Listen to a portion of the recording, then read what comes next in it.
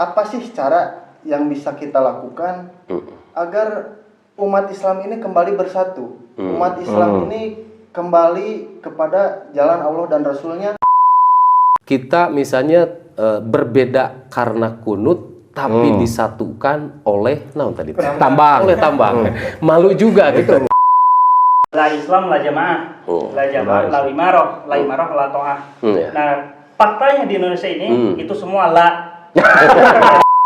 Jadi umat Islam ini sampai kapanpun tidak akan pernah bersatu. Karena tidak ada struktur kesatuan. Nah, karena tidak ada pemimpin yang diakui secara bersama. Kan itu saja sebetulnya.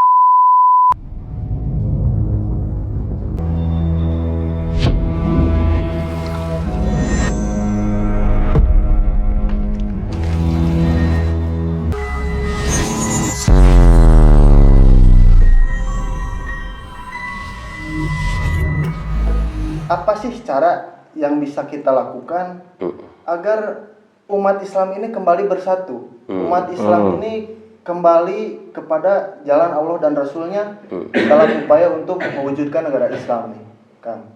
Silahkan mau dari siapa dulu? Baik, Bismillahirrahmanirrahim. Ini ngeri sedap sebetulnya. Kenapa demikian ngeri sedap? Begini, berbicara tentang fakta hari ini, Kang Gibran, memang apa ya namanya, survei terakhir kemarin itu, bayangkan dari 100% kaum muslimin yang melaksanakan sholat itu hanya 3,8%. Ya, itu survei terakhir itu. Dari 2.000 responden lebih terkait dengan bertanya, itu baru tentang sholat itu, Kang Haidar. Belum tentang hal lainnya. Belum tentang yang lain. Yang mereka akan merasa kayaknya merasa kegarangan kalau zakat. Nah, hal yang lain pula, berapa persen yang bisa baca Quran itu lebih sedikit lagi.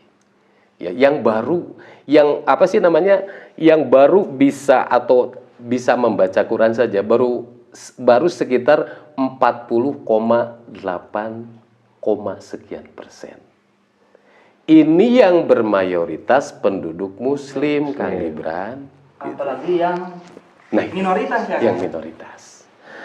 Nah, oleh karena itu, hari ini ketika melihat keterbelakangan yang terjadi di tengah-tengah negeri yang bermayoritas penduduk muslim, tugas kita itu apa? Tugas kaum muslimin yang sadar akan pentingnya Islam itu harus seperti apa? Maka dalam walaupun tadi ya memang kadang-kadang apa sih namanya jadi malu sendiri ya kan.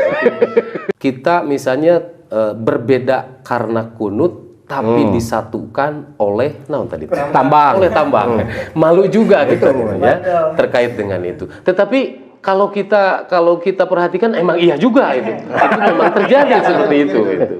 Nah, jadi kita merujuk lagi kepada apa yang menjadi pemberangkatan kita ya, tatkala berorganisasi, berpartai, berhizib. Karena mana partai itu kalau tidak salah mana bahasa Arabnya hizib ya, atau misalnya berkelompok dan lain sebagainya. Di dalam surah Ali Imran ayat 104 itu kurang lebih, Kang Gibran, firman Allah Subhanahu wa taala seperti ini. A'udzubillahi minasyaitonirrajim. Wal takum minkum ummah yad'una ilal khair wa ya'muruna bil ma'ruf wa yanhauna 'anil munkar wa ulaika humul muflihun. Firman Allah Subhanahu wa taala, wal takun harus bukti minkum dari sebagian kalian itu adalah wal takum minkum umat yad'una ilal khair, yang mengajak kepada Islam itu. Jadi para ulama itu sepakat, para ahli tafsir itu yad'una ilal khair ini adalah mengajak kepada Islam. Kebaikan itu adalah Islam ya kan? Kebaikan itu adalah Islam. Gak ada satupun di sana yang menafsirkan yad'una ila asobiyah atau yad'una ila nasionalisme atau misalnya kepada partai-partai Yad'una ila demokrasi. Nah, apalagi yang seperti itu. Gitu ya. Nah, apa tujuannya? Tujuan berdirinya partai, kelompok atau hizib itu tujuannya adalah apa? Mengajak kepada ma'ruf dan mencegah kepada munkar. Maka kata Allah itu apa? Wa ulaika humul muflihun. Orang-orang itulah yang kelak akan mendapatkan kebahagiaan. Jadi misalnya di sini kalau misalnya Kang Gibran tadi ada bahasa yang seperti itu, memang hari ini tuh apa sih namanya, pemahaman yang seperti yang harus dirubah gitu. Sekarang misalnya, anggap saja nih di antara kita saja misalnya ada gak yang berbeda harokah? Ada, banyak. Banyak gak yang berbeda organisasi? Banyak. Banyak gak yang berbeda partai? Banyak. Tetapi kalau tujuan partai, kelompok atau ormas itu merujuknya kepada Islam, sekalipun Kang Zaki ayat 2000 oke siga nama ormas lebih hade, tapi tujuannya ngajakan naon tah? Iya. Kepada Islam, bukan kepada yang lain gitu. Yang ada sekarang apa? Mohon maaf, mungkin ini di negara sebelah ya Kang Gibran. Kalau di negara sebelah itu misalnya tugas-tugas partai atau tugas-tugas organisasi itu paling untuk apa tujuannya?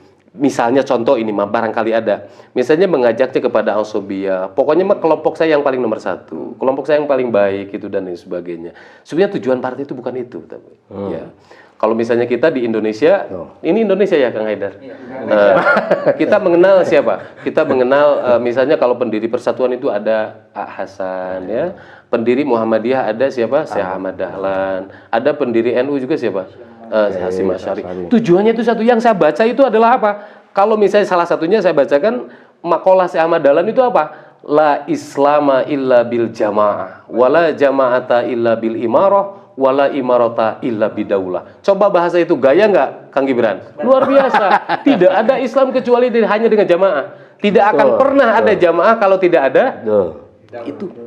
Nah, oleh karena itu tugas dan peran penting hari ini ketika berbicara tentang ormas, berbicara tentang partai politik, berbicara tentang lembaga adalah mengajak untuk mendirikan syariat Islam. Jadi ar-ruju' ilal kamal, menuju kepada kesempurnaan itu adalah menerapkan secara utuh dalam bingkai, bukan bingkai RT, bukan bingkai RW, apalagi bingkai negara, tapi bingkai dunia. Pilar. Gitu. Seperti itu Kang Haidar, apa sih namanya jawaban singkat saya untuk pertanyaan yang kedua atau ketiga ya? Ada titik poin. Ada titik poin. La Islam la jamaah, la jamaah la imarah la to'ah. Nah, faktanya di Indonesia ini itu semua la. Makanya Indonesia hilang arah kaum Islam ini sendiri. Jadi kalau la nafian masih nggak apa-apa, tapi kalau la nahiyah itu yang sudah bahaya. Sudah bahaya.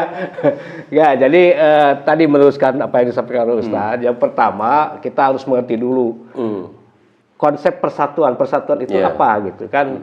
Jadi kalau misalkan gini, orang Garut itu pasti berbeda dengan orang Tasik. Orang Tasik kan sukanya berdagang, kredit. Orang Garut sukanya mengkredit. Tapi apakah mereka bersatu atau tidak? Bersatu. Kenapa? Karena ada gubernur Jawa Barat. Jadi sebetulnya konsep kepemimpinan ini terkait erat dengan kepemimpinan. Jadi bukan orang tidak boleh berbeda. Orang Sunda itu suka dangdang gitu, orang Padang pandai dagang gitu kan begitu. Mereka akan bersatu juga. Kenapa? Karena ada kepemimpinan yang mengikat mereka, yaitu kepemimpinan di tingkat nasional negara. Tapi kalau orang Indonesia dengan orang Malaysia itu tidak bersatu karena tidak ada kepemimpinan yang lebih tinggi kan begitu. NU dengan Muhammadiyah itu tidak bersatu karena tidak ada pemimpin yang menyatukan. Nah kalau apa ya ormas lah, NU Garut ya dengan NU Tasik bersatu karena ada NU di struktur kepemimpinan yang lebih tinggi di Jawa Barat. Jadi itulah konsep dari persatuan, sebetulnya esensinya. Gitu. Jadi umat Islam ini sampai kapanpun tidak akan pernah bersatu. Karena tidak ada struktur kesatuan. Karena tidak ada pemimpin yang diakui secara bersama, kan itu saja sebetulnya. Dan ini bukannya konsep dalam Islam saja, dalam semua struktur sosial kan. Yang disebut bersatu itu bukan karena tidak adanya perbedaan, tetapi karena adanya pemimpin yang menyatukan. Jadi rumusnya sederhana, kalau Islam itu ingin bersatu ya gampang. Tadi la islama illa bil jamaah. Itu intinya. Nah, la-nya itu la apa? Kalau la nafi kan tidak masalah. Kalau la nahi ya ini yang bahaya. Jadi umat Islam itu dilarang untuk punya bersatu, dilarang untuk punya pemimpin agar tidak bersatu. Itu yang bahaya. Tapi untuk keilmuan alat ya kan mungkin itu adalah lanapi, tapi faktanya di Indonesia pemerintah mengadopsi lanahi kayak. Iya, itu yang bahaya. Salah ijtihad itu. Nah.